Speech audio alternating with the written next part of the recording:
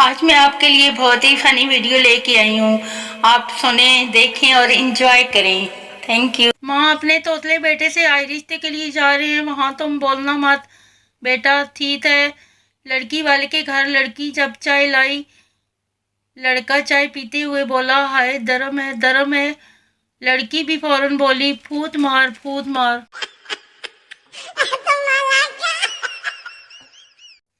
लड़कियां जितना भी फेशियल और मेकअप कर लें, फिर भी टेंशन में होती हैं कि पता नहीं मैं कैसी लग रही हूँ।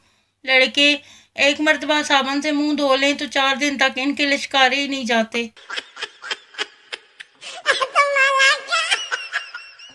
लड़के वाले, मुझे अपने बेटे के लिए ऐसी लड़की चाहिए जो ज़्यादा खाती पीती ना हो और ज़्यादा बोलती भी ना हो। लड़की वाले, ऐसी लड़की तो आपको सिर्फ आईसीयू में ही मिल सकती है।